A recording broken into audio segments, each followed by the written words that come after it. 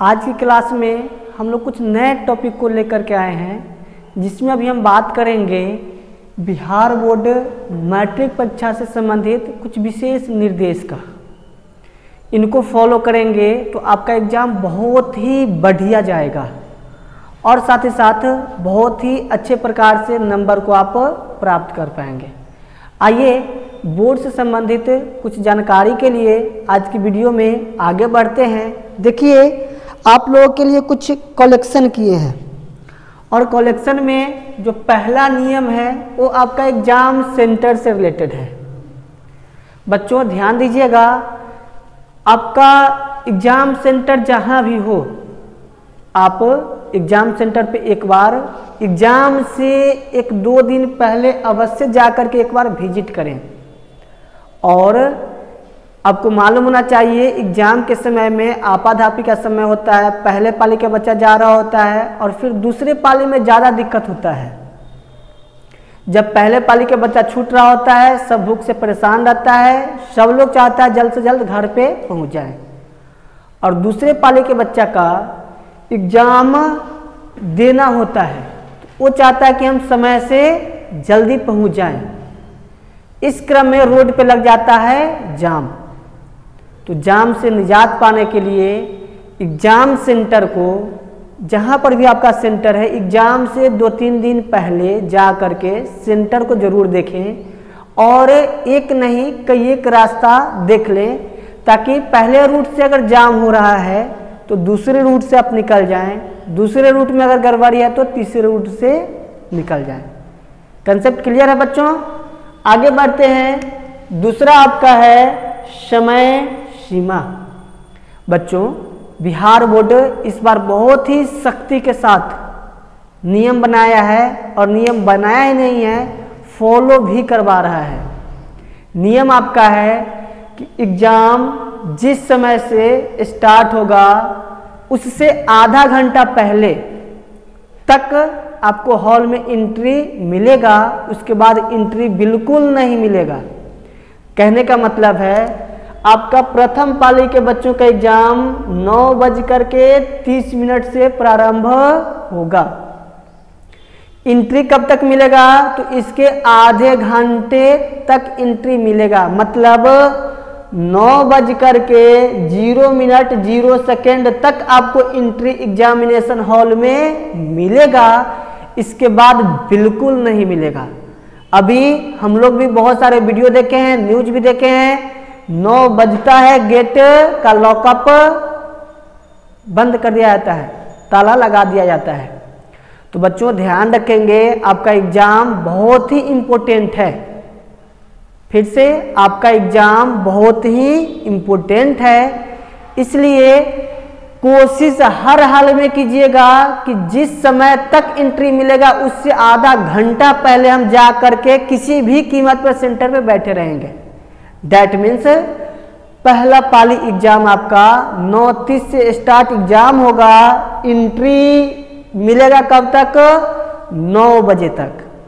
आपको पहुंच कितना बजे जाना है? हर हाल में 8:30 तक पहुंच जाना है।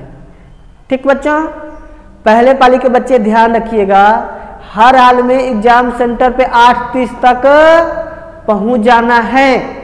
घर से चलेंगे कितना बजे वो आप डिसाइड कीजिए, क्या समय रास्ता में लगेगा वो आप डिसाइड करिए।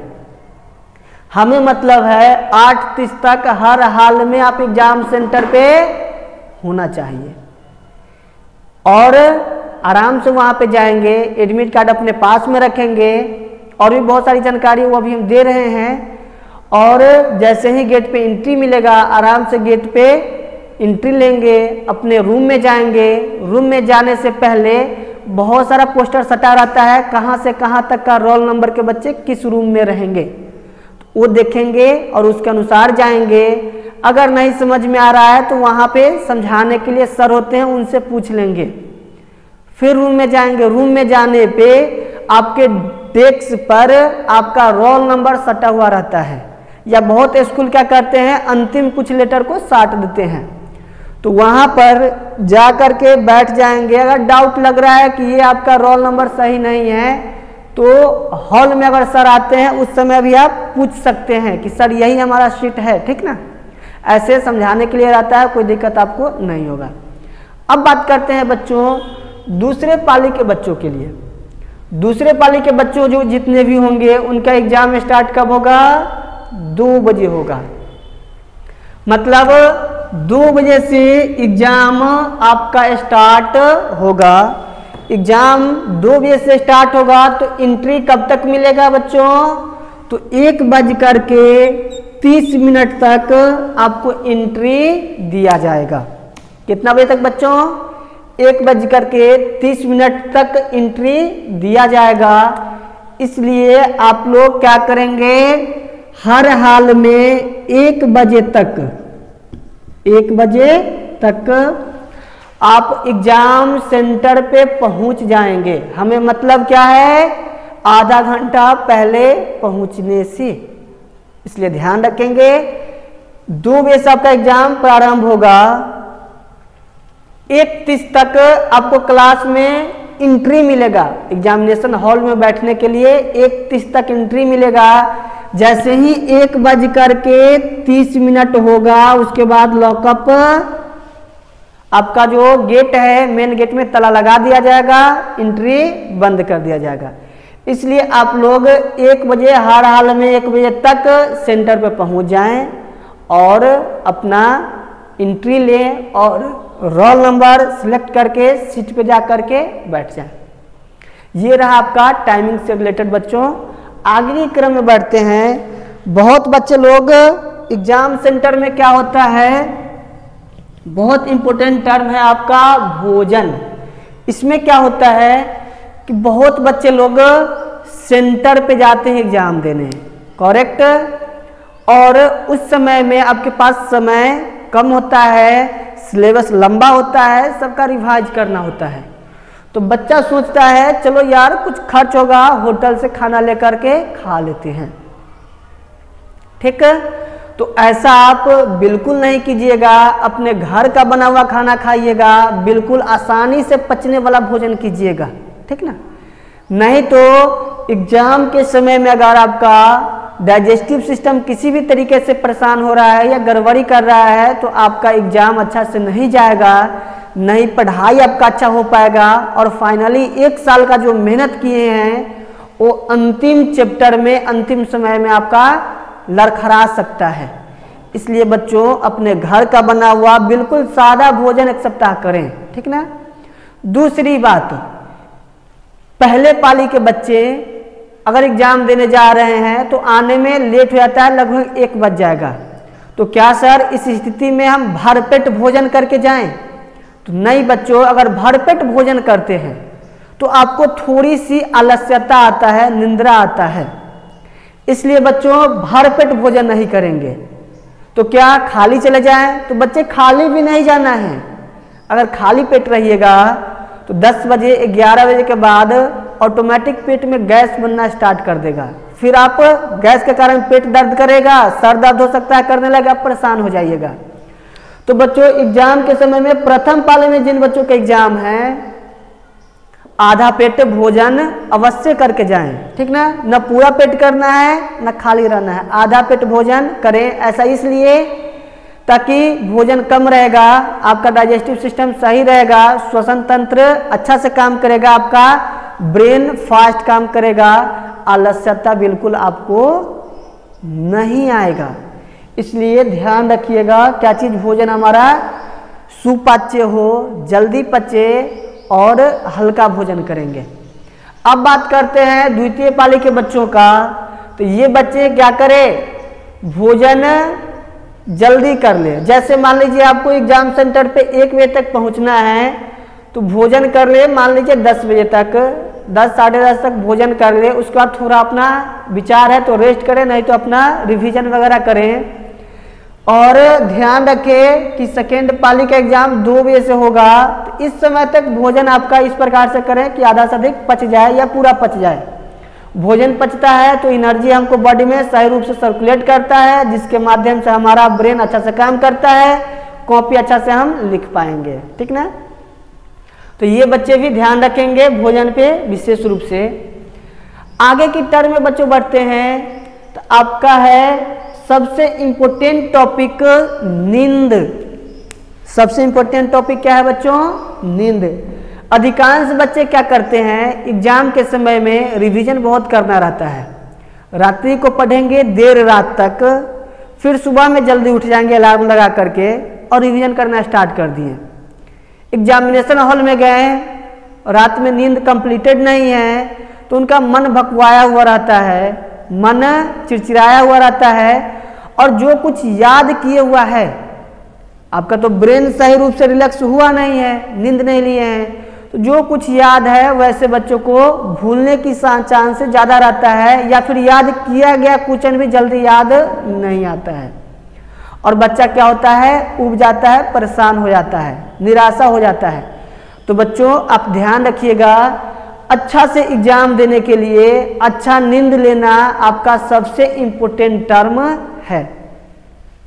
नींद कंप्लीट होगा, ब्रेन पूर्ण रूप से चार्ज होगा। नींद में क्या होता है, हमारा ब्रेन पूर्ण रूप से चार्ज होता है।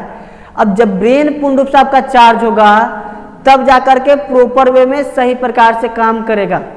इसलिए बच्चों नींद प्रचुर मात्रा में लें।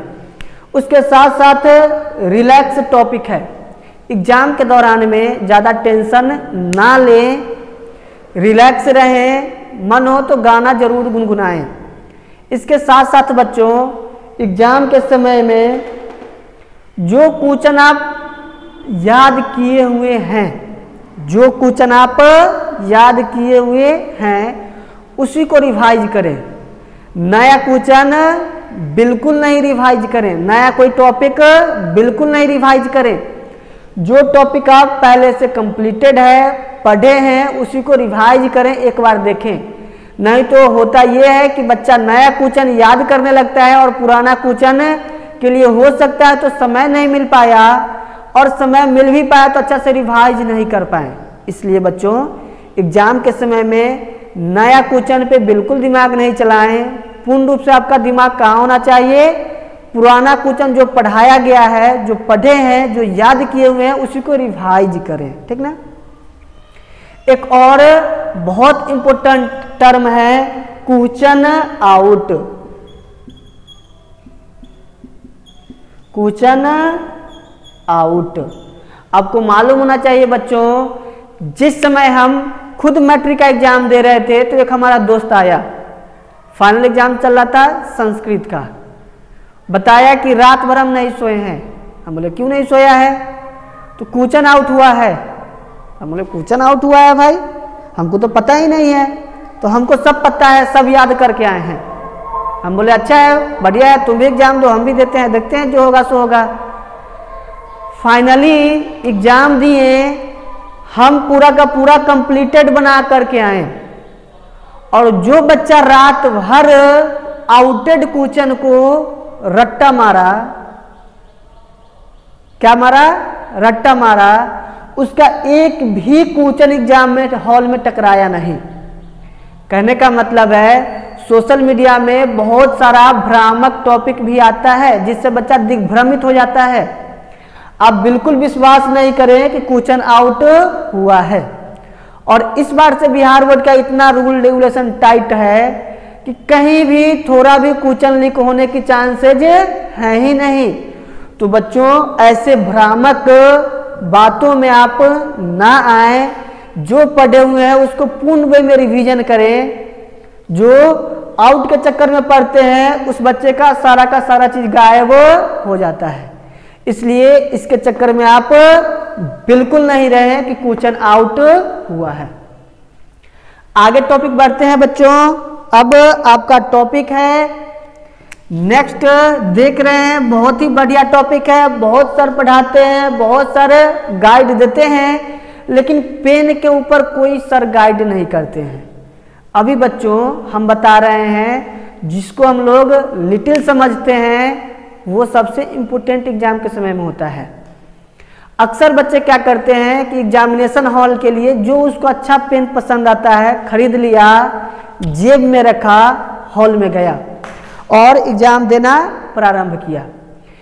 इस पीरियड में क्या होता है बच्चों कि आपका पेन नया बिल्कुल है, कॉपी में लिखना स्टार्ट कीजिएगा तो पेन थोड़ा खरखर करता है और उस बॉल से हैंडराइटिंग अच्छा नहीं बनता है। इसलिए बच्चों क्या करेंगे, जो भी पेन आपको पसंद आए, जिस पेन से आपको हैंडराइटिंग बेस्ट बनता है, उसका एक डब्बा 5 पेन पहले ही खरीद लें और एग्जामिनेशन हॉल में जाने से पहले अभी के ही समय में, आपके पास अभी 5-6 दिन समय है, 10 दिन समय है, प्रत्येक पेन से 4 पेज 5 पेज लिखें, कम से कम 3 पेज जरूर लिखें। लिखिएगा, पेन आपका पुराना हो गया, बॉल शार्प हो गया, अब हैंडराइटिंग उससे आपका अच्छा बनेगा। अब 3 पेज 4 पेज लिख लिए, उस पेन को क्या करेंगे, बंद करके आप पैकेट में, दूसरे पैकेट में रख लिए ताकि पेन फेंटाए नहीं। इस प्रकार से जो जो पेन को हॉल में लेकर के जाना है उससे पहले आप लिखें घर पे। अब हैंडराइटिंग जब अच्छा बनने लगे तो उस पेन को रख लीजिए। अब पेन पूर्ण रूप से आपका तैयार हो गया, उसको एग्जामिनेशन हॉल में लेकर के आप जाएंगे।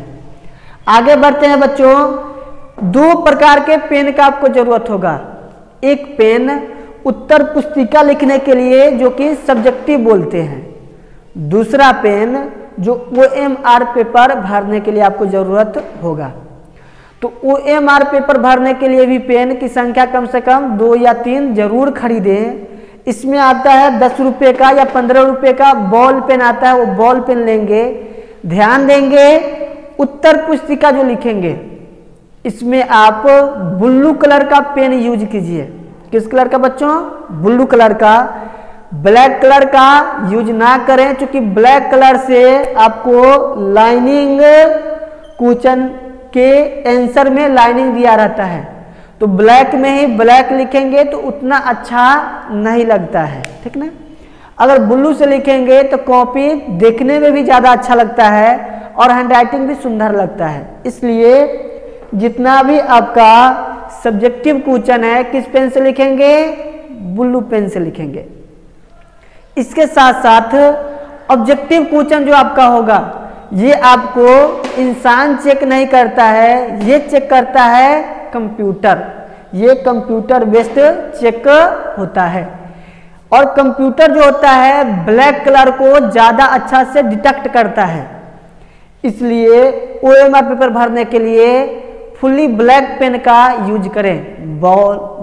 ये बॉल पेन ब्लैक कलर में आप यूज करेंगे। इसके लिए भी बच्चों आप पेन पहले खरीद लें, कुछ प्रैक्टिस इस पे करें। अगर आप अभी तक OMR पेपर पे प्रैक्टिस नहीं किए हैं तो आज ही मार्केट जाएं, 10 या 15 रुपया में OMR पेपर मिलता है कॉपी वाले दुकान पे। वहां से आप OMR पेपर लेकर के आएँ और घर पे बैठ करके प्रैक्टिस जरूर करें। प्रैक्टिस में आप ध्यान दीजिएगा कि OMR पेपर का जो गोला लिखा हुआ आता है सर्कल, उसके अंदर में ही पूर्ण रूप से हमारा सर्कल होना चाहिए। उससे बाहर अगर हल्का निकल भी जा रहा है, जैसे मान लीजिए ये हमारा गोला हुआ, घसते घसते में हल्का सा बाहर निकल गया, तो ऐसा नहीं है पूर्ण रूप से गलत हो गया हम इसको काट देंगे, ऐसा कतई नहीं करना है। इसी को हल्का सा मिलाते हुए पूरा कंप्लीट कर देंगे। ऐसे उस OMR ये OMR पेपर खरीदिएगा तो कैसे पत्रक भरना है सारा का सारा जानकारी उस पर दिया हुआ रहता है, उसको बारीकी से पढ़िएगा। और फिर कोई समस्या अगर हो तो आप हमारे वीडियो पे कमेंट करके पूछ सकते हैं, हम बिल्कुल फिर नए सिरे से वीडियो बना करके प्रोवाइड अवश्य करेंगे। अब आगे बच्चों बढ़ते हैं नए सिरे में, जो कि आपका टॉपिक है OMR पेपर। बच्चों ध्यान देंगे, एग्जामिनेशन हॉल में आपको समय कितना मिलेगा? 3 घंटे एग्जाम देने के लिए और 15 मिनट क्वेश्चन पढ़ने के लिए। फर्स्ट सेक्शन में आपको मिलता है OMR पेपर। क्या मिलेगा बच्चों? OMR paper. तो OMR पेपर में नियम है कि एक बार अगर गलत हो गया तो उसको सुधार नहीं कर सकते हैं। ऐसे मैट्रिक के एग्जाम में विशेष सुविधा रहता है जिसके द्वारा कुछ लोग व्हाइटनर का भी यूज करते हैं, लेकिन अपने मन से नहीं कीजिएगा। अगर गलत हो गया तो कंट्रोलर होते हैं, उनसे बात कीजिए और वो जैसे कहेंगे उसके अनुसार कोऑपरेट कीजिए आप, ठीक ना। अपने मन से नहीं करेंगे। पहला टारगेट मन बिल्कुल शांत करके OMR पेपर भरेंगे। OMR पेपर में भरने के लिए रोल नंबर, रोल कोड, जो भी सेक्शन है उसको पहले ऊपर जो सीरीज होता है उसमें लिखते चलेंगे, उसके अनुसार नीचे वाले टॉपिक में कलर करते चलेंगे। ठीक ना, बिल्कुल कंसेप्ट क्लियर है। OMR पेपर को क्वेश्चन आंसर कंप्लीट करने के लिए आपको 1 घंटे का समय, ऐसे समय 3 घंटे रहेगा लेकिन अप्रोक्स लेकर के चला जाता है 1 घंटे का। ठीक ना, चूंकि 50 क्वेश्चन का जवाब देना है, टोटल क्वेश्चन पूछा जाएगा 100। कितना रहेगा बच्चों? 100 क्वेश्चन होगा, आंसर कितना का देना है? 50 का। बच्चों इसमें ध्यान दीजिएगा, कैसे कंप्लीट करते हैं उसके बारे में थोड़ा डिटेल बताते ही हैं, चूंकि अब आ ही गए हैं तो टॉपिक आ गया तो बताना लाजमी सी बात है। OMR पेपर में आप क्या कीजिएगा, क्वेश्चन पढ़ना स्टार्ट किए और एग्जाम में आपको नियम ये होता है कि OMR पेपर पे टिक नहीं लगाना है। मतलब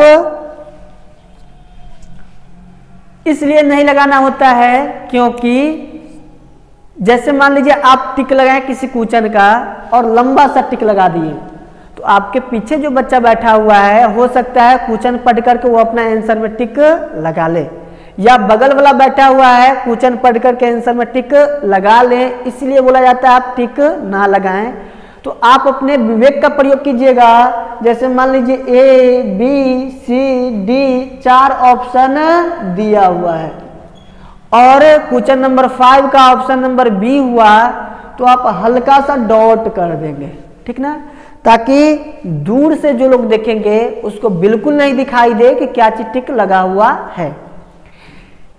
इस प्रकार से बच्चों अब चलते हैं क्वेश्चन आंसर में। क्वेश्चन आंसर में आप क्या कीजिएगा, 1 से 100 तक क्वेश्चन आपको दिए हुआ है। जो जो क्वेश्चन पढ़ करके एक शब्द में जवाब देने वाला है या फिर जो जो क्वेश्चन का आप आंसर जानते हैं उसको आप टिक आउट करते चले जाइएगा इस प्रकार से डॉटेड वे में, ताकि टीचर को भी नहीं मालूम चले कि बच्चा टिक लगाया है। शुरू से अंत तक जो जो क्वेश्चन हम जान रहे हैं उसको हम क्या किए, हल्का हल्का हल्का हल्का डॉटेड टिक कर लिए। अब ये टिक किए हैं, अब OMR पेपर लेंगे, जो भी क्वेश्चन का आंसर टिक लगाए हैं उसको भरना प्रारंभ कर लिए। अब मान लीजिए भरते भरते भरते भरते हमारा 35 क्वेश्चन का जवाब हम दे दिए हैं, बिल्कुल सही सही। अब 15 क्वेश्चन बचा है। अब आगे बढ़ेंगे, 100 में से कोई अब 15 बनाना है जो टिक अभी तक नहीं लगाए हैं, तो उसमें थोड़ा मेहनत मशक्कत करेंगे।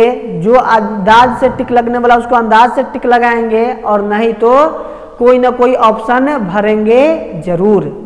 ठीक है, ऐसा इसलिए कि आपका एग्जाम में 50 क्वेश्चन ही चेक किया जाएगा, 50 से ज़्यादा कंप्यूटर डिटेक्ट नहीं करता है। ठीक ना, अगर ज़्यादा हो जाए तो क्या करेंगे, तो काटने की जरूरत नहीं है, उसको छोड़ देंगे। क्वेश्चन 1 से 50 तक को डिटेक्ट करेगा। ठीक ना, ऐसा नहीं कि सर हम कंप्लीट करते करते 53 कर दिए, अब 3 क्वेश्चन को लास्ट वाले को काट दें क्या, तो बच्चों क्रॉस नहीं मारना है, आप वैसे ही छोड़ दीजिएगा। कंप्यूटर ऑटोमेटिक 1 से 50 तक जहां तक आपका सिलेक्ट हो जाएगा वहां तक चेक करेगा, बात बाकी क्वेश्चन को ऑटोमेटिक छोड़ देगा। ठीक ना, अब बच्चों आगे ही क्रम में बढ़ते हैं उत्तर पुस्तिका से संबंधित। उत्तर पुस्तिका में बच्चों ध्यान रखेंगे क्या करना है, तो उत्तर पुस्तिका में बच्चों आपका क्वेश्चन जो भी दिया जाएगा उसमें आधा क्वेश्चन का जवाब देना होता है। जैसे मान लीजिए अगर हम बात करें किसी भी सब्जेक्ट में, मैथ में बात करें तो मैथ में आपका 38 क्वेश्चन आएगा उत्तर पुस्तिका में।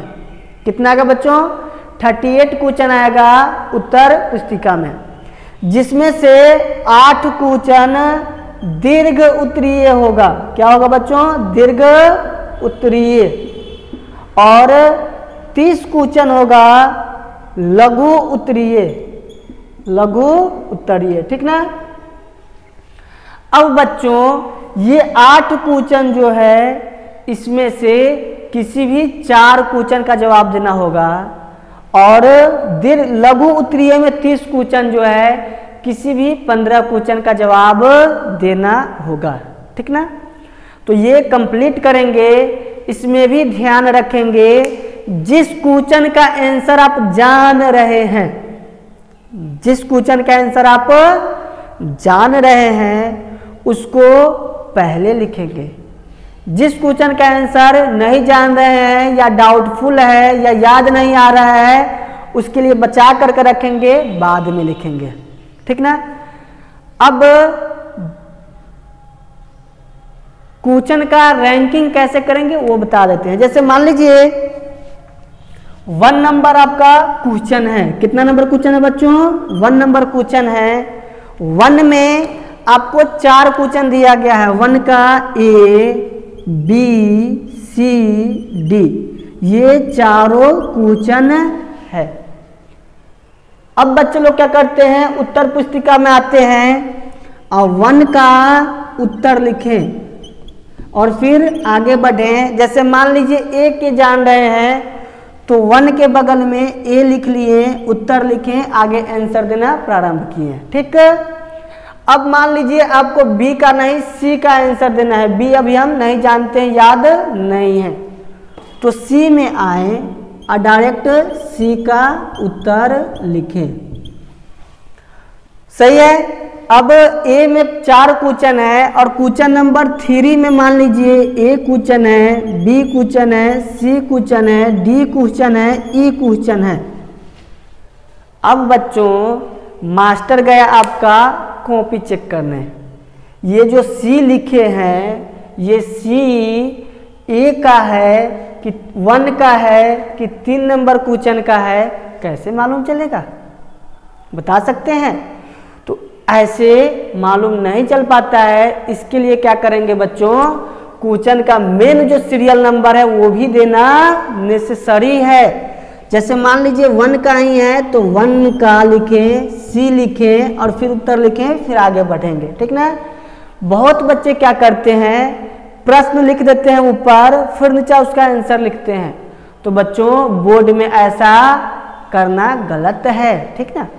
आप क्वेश्चन का नंबर लिखिएगा, नंबर पूरा रहना चाहिए। जैसे मान लीजिए 1 का A का 1 नंबर लिख रहे हैं रोमन में, तो इस प्रकार से बच्चों कौन क्वेश्चन, मेन क्वेश्चन क्या है, सेकेंड उसमें क्या चीज बनाया गया है, फिर उसके बाद फाइल क्या चीज बनाया गया है, हर एक क्वेश्चन का टर्म, ताकि सही प्रकार से टीचर क्वेश्चन का निरीक्षण कर सके, आपके क्वेश्चनों पे पहुंच सके और उत्तर चेक कर सके। इसके लिए विशेष आप ध्यान रखेंगे, ठीक ना।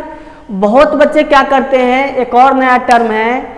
जैसे मान लीजिए क्वेश्चन दिया गया हुआ है 1 नंबर, तो 1 के A का आंसर जान रहे हैं, तो बच्चे क्या करते हैं 1 का A का उत्तर लिखें, स्टार्ट करेंगे लिखने के लिए, ठीक है। अब 1 का A का तो उत्तर लिखा गया, लेकिन B का हमको नहीं आता है, तो बहुत बच्चे क्या करते हैं 1 का B का उत्तर लिखें। अब B का आंसर याद नहीं है तो बच्चा अंदाज लगा लेता है 1 लाइन, 2 लाइन, 3, 4 लाइन में आंसर हो जाएगा, इसको छोड़ देते हैं, बाद में लिख लेंगे। अब 1 के C नंबर का आंसर याद है तो 1 के C का उत्तर लिखना प्रारंभ करते हैं। तो बच्चों ऐसा आप कतई नहीं करेंगे। बच्चे सोचते हैं कि सीरियल वाइज हमारा क्वेश्चन का आंसर रहेगा, तो मास्टर समझेंगे बहुत बच्चा जानकार है और हर क्वेश्चन का नंबर देंगे, नंबर काटेंगे नहीं। लेकिन एग्जाम में बच्चों ऐसे नहीं होता है, ठीक ना। सीरियल वाइज रहता है तो मास्टर को क्वेश्चन चेक करने में इजी होता है, ये बात सही है। लेकिन इधर उधर भी लिखेंगे, नंबर सही प्रकार से रिप्रेजेंट किए हुए हैं तो टीचर नंबर बिल्कुल नहीं काटते हैं इस पे, और सही वे में क्वेश्चन आपका चेक होता है। मान लीजिए ये आपने क्या किए, जगह छोड़ दिए, अंतिम समय में आपका क्वेश्चन का जवाब देने के लिए समय नहीं है, तो क्वेश्चन तो छूटा हुआ है, तो आप क्या कीजिएगा, जल्दीबाजी में लिख दिए। पहला हैंड राइटिंग, दूसरा हैंड राइटिंग, तीसरा हैंड राइटिंग, पहला तीसरा तो मिल रहा है लेकिन बीच वाला हैंड राइटिंग मैच नहीं कर रहा है। मास्टर समझ जाएंगे या तो बगल से बच्चा छापा है या चीटिंग किया है या फिर कुछ वगैरह वगैरह, बल्कि आप जेन्युइन लिखे हैं।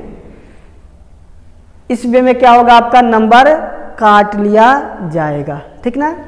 इसलिए बच्चों ध्यान रखिएगा, जिस क्वेश्चन को जान रहे हैं लिखते गए, जो नहीं जान रहे उसको छोड़ते जाएंगे, अंत में लिखेंगे, ठीक ना।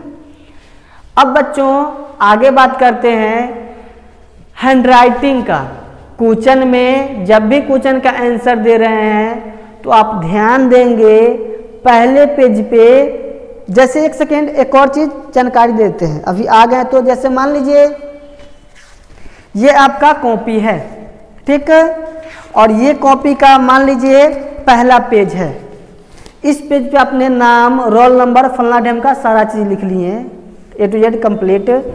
अब अगले पेज पे बढ़ते हैं तो इस पेज पे बच्चों कुछ नहीं लिखेंगे, इसको बिल्कुल खाली छोड़ देंगे, ठीक ना। ऐसा इसलिए कि मान लीजिए अगर आपका पेन कुछ गाढ़ा वगैरह चल रहा है, डॉट वगैरह हुआ तो इधर भी उग जाएगा, फिर मूल्यांकन में दिक्कत होगा। इसलिए निर्देश दिया जाता है पहला पेज को खाली छोड़ दें, यहाँ से लिखना स्टार्ट करेंगे, ठीक ना। ये पूरा का पूरा आपका खाली रहेगा।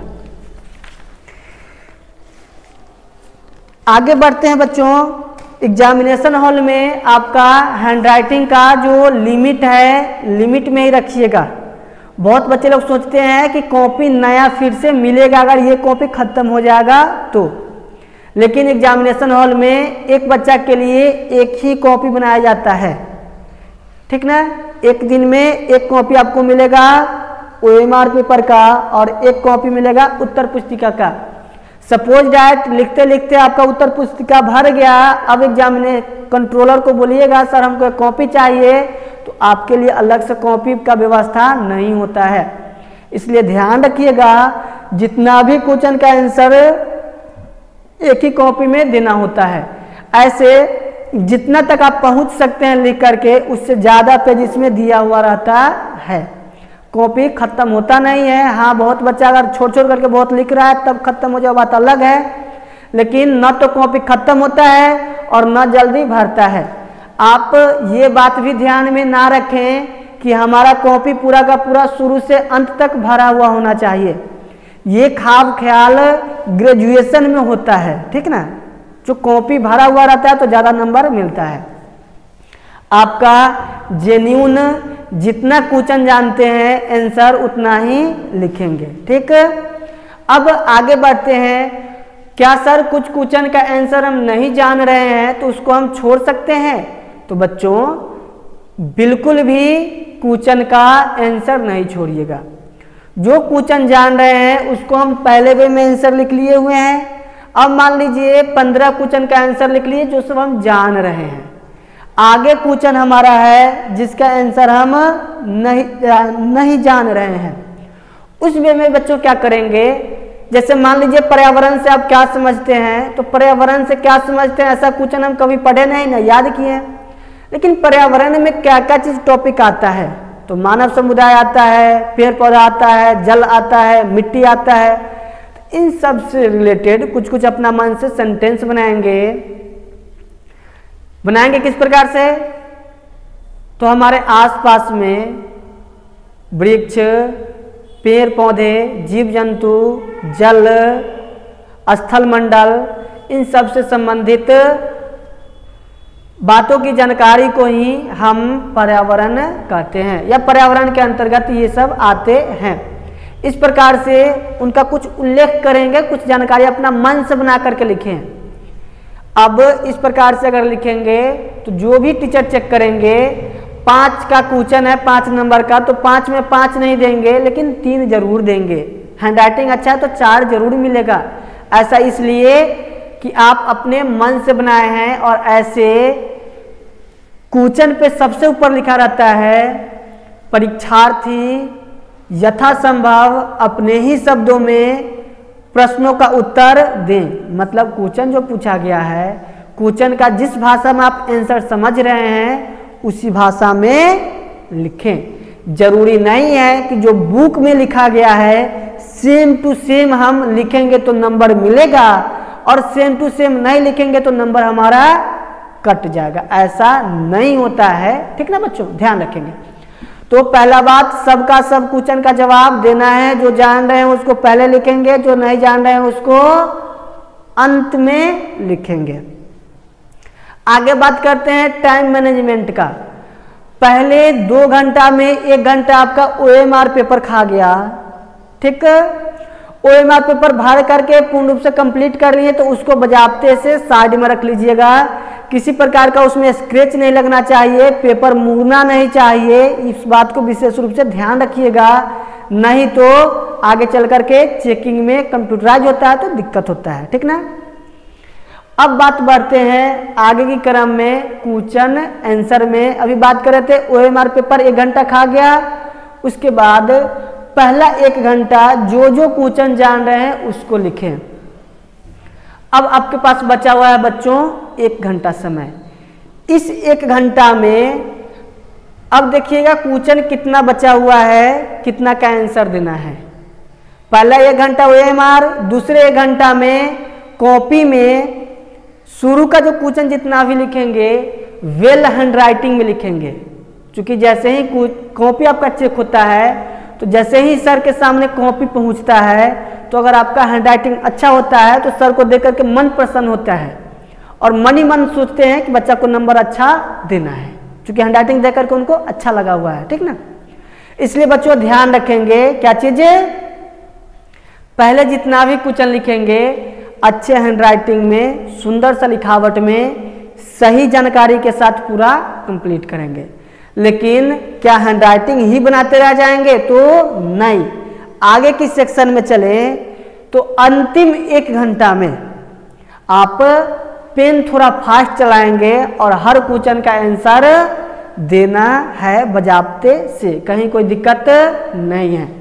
अब बच्चों अंतिम टॉपिक बात करते हैं एग्जामिनेशन हॉल में। एग्जाम ये क्वेश्चन का पूरा आंसर कंप्लीट कर लिए। अब अंत में एक बार आप अपना नाम, रोल नंबर, रोल कोड, जितना भी जानकारी है उसको सही से चेक कर लीजिएगा। वो अंतिम समय हो रहा होता है जिस समय आपके हाथ से अब कॉपी सदा के लिए जा रहा होता है, एग्जाम जो चेकर होते हैं, वरीक्षक होते हैं, उनके पास जाएगा, ठीक ना। अंतिम में उसको अच्छे से चेक कर लेंगे। एक और बात बच्चों ध्यान रखिएगा, एग्जामिनेशन हॉल में अटेंडेंस पेपर आता है। क्या आता है? Attendance paper. वो बिल्कुल एक पेपर होगा, इस पेपर पे एक बार में 4-5 बच्चों का स्लिप बना हुआ होता है। पहला स्लिप, दूसरा स्लिप, तीसरा स्लिप। पहला स्लिप में आपको आपका ऊपर नाम रहेगा, रोल नंबर रहेगा, आपसे रिलेटेड जानकारी, उसके साथ साइड में फोटो रहेगा, सिग्नेचर भी रहता है, ठीक ना। तो जो आप सिग्नेचर एडमिट कार्ड का फॉर्म भरते समय किए हुए थे वही सिग्नेचर आप यहाँ भी करेंगे, ठीक है। चाहे हिंदी में किए हुए हैं तो हिंदी में करेंगे, इंग्लिश में किए हुए हैं तो इंग्लिश में करेंगे, या फिर इस पत्रक पर जैसा सिग्नेचर किए हुए हैं वैसा ही सिग्नेचर फिर करेंगे, ठीक ना। देख लेंगे आपका एग्जाम कंट्रोलर जो होगा वो आएंगे, सिग्नेचर भी बहुत मिलाते हैं, अगर समय कम है तो नहीं भी मिलाते हैं, वो बात अलग है। फोटो आपका रहेगा, फोटो भी मिलाएंगे। अगर एडमिट कार्ड पे आपका फोटो धुंधला है तो बच्चों अपने पास में एक फोटो ले करके जाएंगे, क्योंकि वरीक्षक जो होगा वहां पे आपका फोटो टैली करेंगे, वो फोटो ले जाएंगे। जो फोटो आप एडमिट कार्ड पे चिपकाते समय दिए हुए थे वही फोटो सेम टू सेम ले जाएंगे, ठीक ना। ताकि धुंधला है तो अपना एग्जाम कंट्रोलर जो वहां का होता है वो अपना फोटो देख करके मैच कर लेता है, दिक्कत नहीं होता है, ठीक है। तो अटेंडेंस पेपर पे प्रतिदिन आप अपना अटेंडेंस जरूर बनाएंगे। इसमें आपको लिखना रहता है जो जो चीजें, देखिएगा ऐसे सामान्य जानकारी में लिखना रहता है, आपका कॉपी नंबर लिखना रहता है, OMR पेपर कितना है वो नंबर लिखना रहता है, कौन सब्जेक्ट का एग्जाम हो रहा है वो लिखना रहता है, एग्जाम ये सब्जेक्ट का कोड क्या है वो लिखना रहता है। लगभग इतना जानकारी रहता है, उसमें पूरा चीज दिया हुआ रहता है, उसके अनुसार आप कंप्लीट करेंगे। बच्चों एग्जाम से संबंधित जितनी भी जानकारी थी लगभग इस वीडियो में हमने कंप्लीट किया है। हमारे एप्लीकेशन गुरुकुलम पर पिछले 5 साल का जितना भी बोर्ड के द्वारा क्वेश्चन पूछा गया है सबका सब क्वेश्चन विथ आंसर उत्तर के साथ पूरे को स्कैन करके पीडीएफ के रूप में अवेलेबल कर दिए हैं। तो बच्चों प्ले स्टोर से हमारा एप्लीकेशन डाउनलोड करें गुरुकुलम और आज ही जुड़ें गुरुकुलम से, बिल्कुल फ्री ऑफ कॉस्ट, इसका कोई चार्ज नहीं है, पूर्ण रूप से फुल्ली फ्री पीडीएफ अवेलेबल कराया गया है। बहुत बहुत धन्यवाद बच्चों, आपने बहुत ही ध्यान से सुने हैं, इसके लिए बहुत बहुत पुनः धन्यवाद और शुभकामना व्यक्त करते हैं। बच्चों आप लोग बिहार बोर्ड मैट्रिक परीक्षा 2024 में बहुत ही अच्छे से एग्जाम दें, भगवान करे आप सभी लोगों का बहुत अच्छा रिजल्ट आए, बहुत बेहतर हो, बहुत सुंदर हो। आप सभी लोग हंसते रहिए, मुस्कुराते रहिए, गुनगुनाते रहिए और साथ ही साथ बच्चों टेंशन में बिल्कुल नहीं रहना है, बिल्कुल रिलैक्स के साथ पूरा का पूरा एग्जाम देना है। ऑल द बेस्ट बच्चों, थैंक यू सो मच।